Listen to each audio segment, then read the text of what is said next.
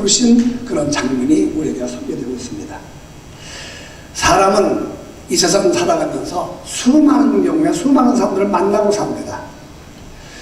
그런데 우리 인생의 삶 속에서 어떤 사람을 어떻게 만나느냐, 누구를 만나느냐에 따라서 우리 인생이 길이 바뀌어지는 것을 우리가 볼 수 있어요.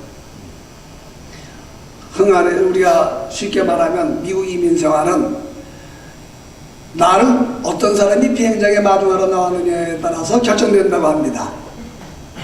누가 여러분들을 미국에 처음 왔을 때에 어떤 종류의 분들이 여러분들을 마중해서 여러분들 모시고 왔는지 그분에 의해서 여러분들의 직업이라든가 직장이라든가 이런 것이 선택되어지고 그런 삶이 시작된다는 그런 얘기입니다.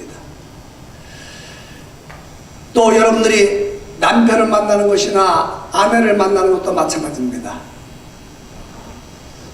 어떤 여인을 만나서 결혼하느냐, 어떤 남자를 만나서 결혼하느냐, 일생에 그것이 여러분들의 인생을 좌우하기도 하잖아요. 후회해봤던 때는 늦었습니다. 한 번 만나면 그것으로 종쳐야지. 한 번 만나서 이게 아니다 싶어가지고 이쪽으로 갔다가 이게 아니다 싶어서 저쪽으로 가면 그런 인생이 정말 마지막에 거지 같은 인생이 되고 마는 거 아니겠습니까? 성경에 보게 되면 이 말씀을 소개하기 전에 또 예수님이 만났던 사람이 있었어요. 그 사람 누구냐면 중풍병자 아닙니까? 내 친구들이 중풍병자 하나를 데리고 자기 친구의 병을 고치기 위해서 예수님을 찾아왔는데 도대체 예수님을 만날 수 없어서 너무 사람들이 많이 모여가지고 할 수 없어서 지붕 위로 올라가가지고 지붕을 뜯어내고 그리고 예수님을 달아내려서 그래서 예수님에게 고침을 받는 사건이 나죠. 그 사람도 예수님을 만난 그 사건을 통해서 병을 고침받고 예수님을 믿고 그리고 하나님 앞에 참 영광을 돌리는 사람이 됐습니다. 또 예수님을 만난 사람들 베드로나 야고보나 안드레나 요한이나 다 예수님을 고기잡이 하다가 만나가지고 예수님의 부름을 받아서 예수님의 제자가 되죠. In this morning I'm going to take the text from Gospel of Mark chapter 2 from the verse 13 to the 17. I'm taking the story when the Jesus called Rabbi Matthew to be his disciples. So I want to tell just a little story later on, but you can catch up from the text itself. So may God bless you, Harriet, and may God use the Holy Spirit to fill with you the insight. 오늘 여기에 보게 되면 14절에 있는 말씀을 보게 되면 알페오의 아들 레위가 세관에 앉아있는 것을 보시고 저에게 이르시되 나를 쫓으라 하시니 일어나 쫓았다. 이 사람에 대해서 소개하기를 성경은 알페오의 아들 레위였다. 그러니까 이 사람의 이름은 레위입니다. 아버지는 알페오라는 사람입니다. 이 사람의 직업은 세관에 앉아서 세금을 걷는 소위 세금을 걷는 요즘 말로 하면 뭐라고 해야 되나요? 세금 징수원, 세무서, 아니면 미국으로 말하면 IRS 지원, 이렇게 되는 사람입니다. 근데 예수님이 지나가다가 이 사람을 보고 나를 쫓으라 그렇게 말씀하니까 이 사람이 그 말씀을 듣고 일어나 쫓았다. 근데 사람들마다 만나는 그 여러 가지 장면이 있는데 예수님의 아까 말한 베드로나 안드레나 요한이나 야고보 이런 사람들의 만나면 그런 대로 그래도 별 부끄러운 것 없이 자기가 일하다가 자기 하는 직장에서 일을 하다가 만났으니까 괜찮은데 이 레위라고 하는 마태도 일을 하다가 만났긴 했지만 이 사람의 직업 때문에 이 사람의 만남은 부끄러운 만남입니다. 예수를 만났을 때 부끄러움이 있었어요. 왜 그러냐? 여러분들에게 수수히 여러 번 말씀드렸지만 그 당시에 세관원이라고 하는 것은 로마의 시대에 로마 압제에서 유대인들이 세금을 걷어가지고 로마 정부에다 내고, 또 그 당시에 자치적인 행정을 맡았던 헤롯 왕에게도 또 돈을 내야 되고, 이렇게 이중과세를 했었습니다. 헤롯 왕은 자기가 직접적으로 세금을 징수하지 아니하고 이렇게 세리들을 임명을 해가지고 세리들에게 돈을 받아먹고, 그리고 일정 금액의 세금을 요구하면 그 다음에 나머지는 세금원들이 알아서 하는 겁니다. 그래서 만약에 내가 로마하고 헤롯에게 세금을 100불을 내가 내야 된다, 이 사람에게서 100불을 징수해서 내야 된다 그러면 자기가 들어간 미천도 있으니까 어떻게든 치부하기 위해서 150불 혹은 200불을 세금을 때려가지고 100불은 보내고 나머지는 자기의 입맛 포켓을 하는 그런 사람들이 그 당시에 세금원이었었어요. 그러니까 한마디로 말하면 이 그 당시에 텍스 컬렉터, 소위 이 세리라고 하는 세금 징수원들은 아주 민족의 피를 빨아먹는 흡혈귀예요. 미국에 와서 이민 생활하면서 가끔 하다가 아픈 일을 당하는데, 그 아픈 일 가운데 하나는 함께 힘들고 어렵게 사는데 아니 동포들끼리 등을 쳐먹어. 사기를 쳐도 아니 미국 사람들이 흑인이나 딴 사람한테 이게 사기를 당하는 게 아니라 같은 동족, 또 어떤 때는 같은 교회에서 생활하는 성도 안에서 이런 일을 만나면 한마디로 말해서 황당해가지고, 아 세상에 이럴 수가 있나, 어쩌면 같은 동족끼리 도와주는 못한 망정 이렇게 같은 동족끼리 사기를 쳐서 피꼬를 빼먹나, 그런 여러분들 가운데도 아마 그런 일을 당하신 분들이 계셨을 거예요.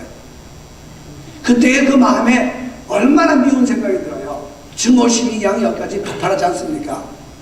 그런 사람이 교회 나오면 그런 교회는 가고 싶지도 않다, 그래가지고 등 돌려서 딴 교회로 가는 경우도 있잖아요.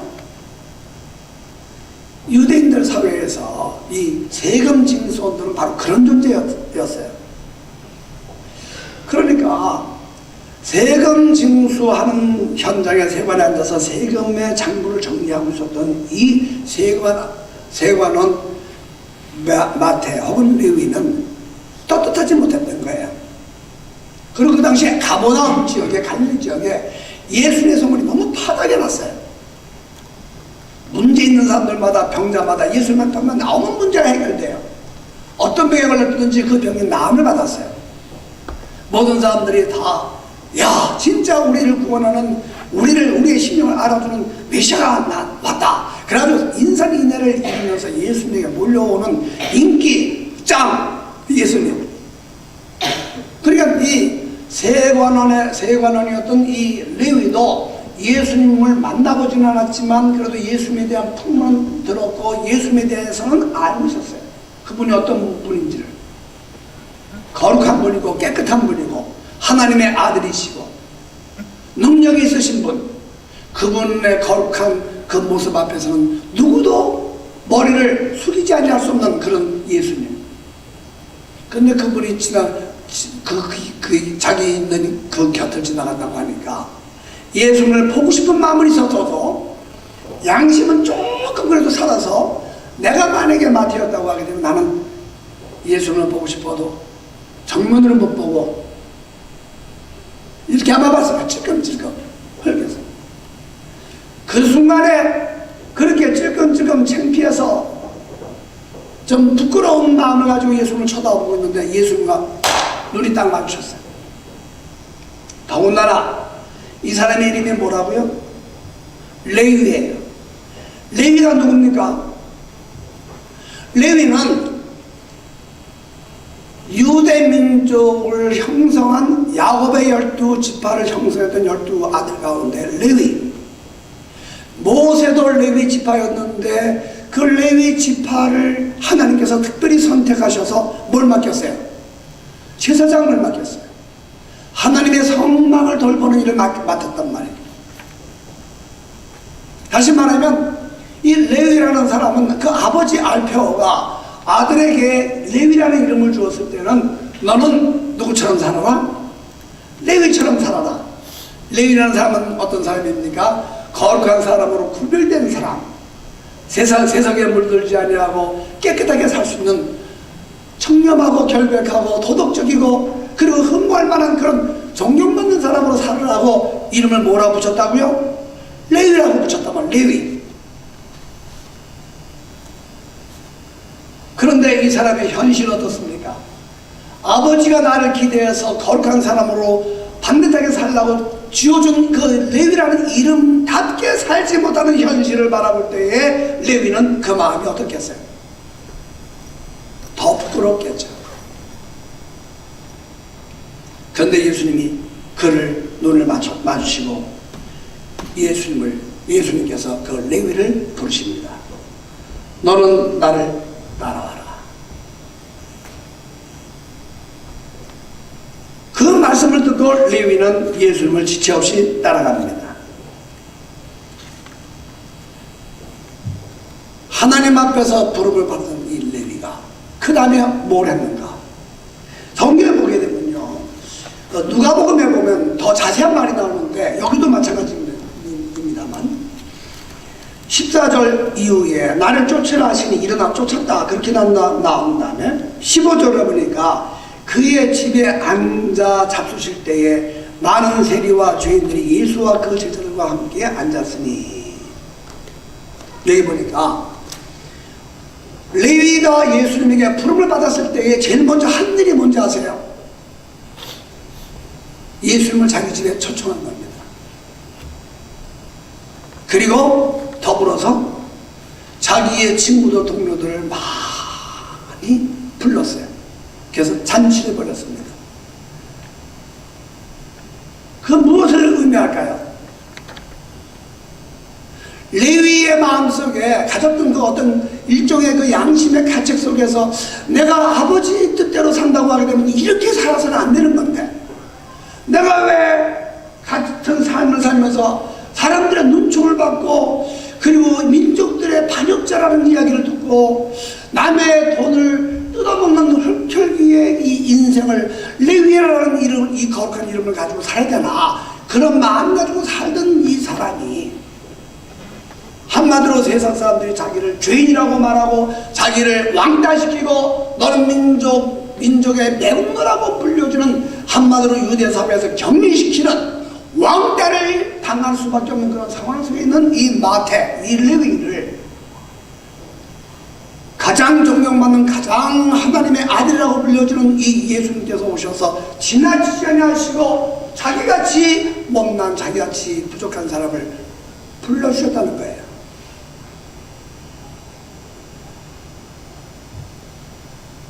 이것이 하나님의 은혜입니다.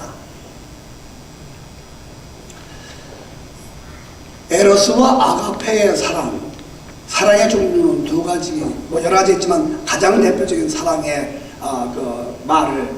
사랑을 표현하는 헬라어의 말 가운데 아가페라는 말이 있고 에로스라는 말이 있는데, 에로스라고 하는 말은 인간과 인간의 사랑을 말하고, 그 다음에 아가페의 사랑은 하나님이 우리 인간에게 베풀어 주신 사랑을 말합니다. 그런데 어떤 분은 이걸 이렇게 얘기를 해요.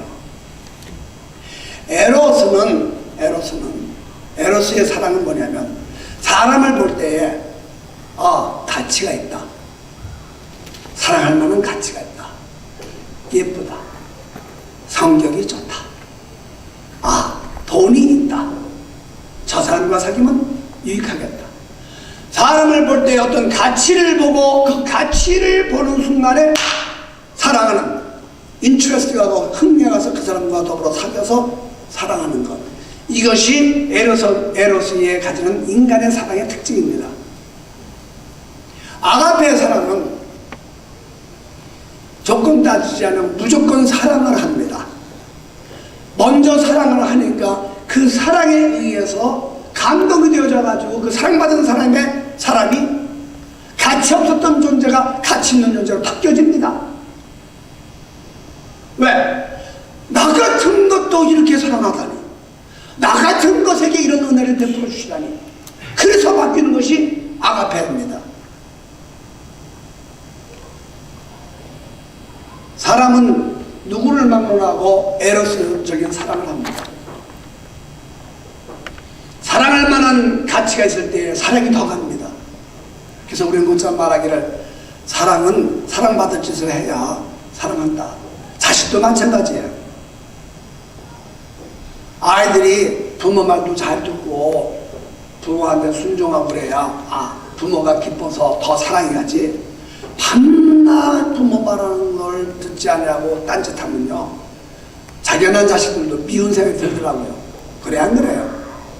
박영선 목사님 내외는 하나밖에 없으니까 그럴 이유가 없겠지만, 나는 5이나 있으니까 이 5명 가운데서 진짜 나한테 잘하고 그 부모의 말에 참 잘 들으면 더 기쁨이 있고 더 사랑이 가고, 말을 지긋지긋하게 안 들으면 속에서 불화가 나가지고 그냥 몇 번 그냥 이 머리가 회가다 돌아요.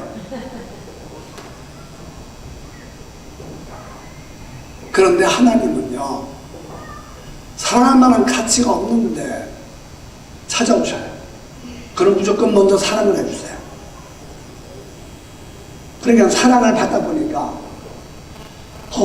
나 같은 건 또 하나님이 이렇게 사랑해 하시네. 내가 뭐라고. 그래서 그 하나님의 사랑을 진짜 맛보고 깨닫는 순간 눈이 확 열려요. 무슨 눈이? 하나님의 사랑의 그 눈이 내게 열려요. 그러고 난 다음에 그 눈으로 딴 사람을 보니까 그 다음부터는 사람들이 나한테 사랑스러워지는 거예요. 역순이에요, 역순. 하나님을 우리가 사랑하지요. 우리가 교회 나오죠. 신앙생활하지요. 근데 사실 어떻게 가만히 보면요, 한번 우리 마음을 진짜 열어놓고 한번 보세요. 내가 교회 나오고 내가 예수 믿는 게 도대체 예수 믿는다고 하지만 내가 뭘 사랑하는 건가? 어떻게 보면요, 하나님을 믿으면, 예수를 믿으면 복을 주신다니까, 건강을 주신다니까, 모든 게 잘 된다고 하니까. 오늘도 우리 박 목사님 기도하시면서 내가 너희를 향한 나의 생각 내가 하나니 재앙이 아니라 평안이요. 그 말 들으니까 기분이 좋잖아요. 하나님은 우리에게 평안을 주시고 복을 주시는 분이니까, 모든 게 잘 되니까. 어떻게 보면요, 진짜 하나님이 여러분과 나를 지긋지긋하게 못살게 하고 어렵게 그냥 막 핍박받는 방법으로 아주 모든 것이 다 와장창 깨지는 그런 절망적인 성격의 여러분들을 내모르셨다고 할 경우에도 과연 여러분들의 신앙을 지키고 여러분들이 하나님을 사랑했는가? 그 사실 쉬운 얘기 아닙니다. 마태가, 이 레위가 깨달은 게 그거예요. 예수님이 자기를 만나서 자기를 불러주셨을 때에, 야, 여러분들 삭개오도 마찬가지 아니에요? 삭개오도 세관원이지만 전에도 그런 말씀드렸지만, 예수님이 삭개오 만났을 때에 삭개오를 다 지나가다가 나무에 있는 삭개오를 보고 내가 내려오너라, 내가 오늘 너희 집에 가야겠다. 그럴 때에 삭개오가 뭐 했어요? 집에 가가지고 예수님을 초청해서 잔치 벌리고, 이거 똑같이. 그러면 뭐라고 그랬어요, 예수님에게? 내가 누구한테 토색하는 것이 있으면 4배나 쳐서 갚겠고, 내 재산을 절반을 팔아가지고 가난한 사람들을 나눠주겠습니다. 그 성경을 자세히 한번 읽어보세요. 예수님이 삭개오한테, 야, 너 이제까지 얼마나 등쳐먹고 살았냐? 너 얼마나 나쁜 짓 했냐? 이 못된 놈아, 이제부터 너는 이거 해라. 예수님이 한 말씀이라도 그 삭개오한테 책망하거나 하나님의 말씀을 가지고 그 사람의 죄를 들춰내는 일을 예수님이 하셨습니까? 예수님이 이 삭개오의 잘못에 대해서 하나도 지적한 일이 없어요. 그런데 삭개오는 예수님이 설교도 듣지 않냐고, 예수님 말씀도 제대로 자기가 주신 말씀이 없음에도 불구하고 성령을 그냥 스스로 180도로 그냥 바뀌어버려요. 어떻게 해서 그런 일이 가능한가? 한 가지예요. 그건 뭐예요? 나 같은 것을 찾아주시는 주님, 나 같은 것을 맞아주시고 사랑하시는 주님. 그 하나님의 사랑은 내가 아무리 부족하고 어려울지라도 정말 형편없는 사회에서 왕따당할 만한 그런 죄인 취급받는 사람일지라도 나를 안아주시는 그 하나님의 사랑에 그냥 녹아져 버린 거예요. 그러니까 레위가요, 오늘 똑같은 현장에서 레위가 자기를 불러준 남들은, 모든 사람들은 자기를 다 죄인이라고 다 왕따시키고 자기를 사귀지 않고 그러는데, 예수님이 자기를 불러다가 너는 나를 쫓으라고 말씀하시는 그 말씀 앞에 너무너무 감격해가지고 스스로 하나님의 사랑을 깨닫는 순간 몽땅 자기를 드리면서 사람들을 초청해서 자기가 받은 이 은혜를 함께 나누고 싶은 그런 마음으로 모든 친구들을 모아놓은 거예요. 그랬더니 바리새인들과 서기관들은 이걸 보고, 야, 예수 엉터리다, 왜 메시아라고 하면서 아예 하나님의 그 아주 아들 선한 분이라고 그러면서, 아니 저 사람들이 누군지도 몰라. 이 사회에서 가장 왕따당하고 가장 소외당하고 가장 주변에 있는 사람들을 데려다가 같이 먹고 마시는 거 보니까 저 똑같은 사람 아니야? 그런 비난을 하는 거예요. 누가 누구를 비난해요? 누가 누구에게 손가락질을 해요? 바리새인들이 생각하는 사회를 볼 때에 너는 의로운 사람이고 너는 죄인이다라고 구별하는 이 바리새적인 인간의 이런 구별법, 다시 말하면 사회의 주류들과 사회에 적응하지 못하는 주변 사람들과 이 나누는 이 바리새적인 사고방식, 예수님은 말씀하시고, 나는 그것 내가 말하는 그런 사람들 때문에 온 것이 아니라 내가 오히려 죄인 취급하는, 사회에서 소외되고 사회에서 왕따당하고 사회에서 남들에게 알아주지 않는 그런 사람들을 위해서 내가 왔다.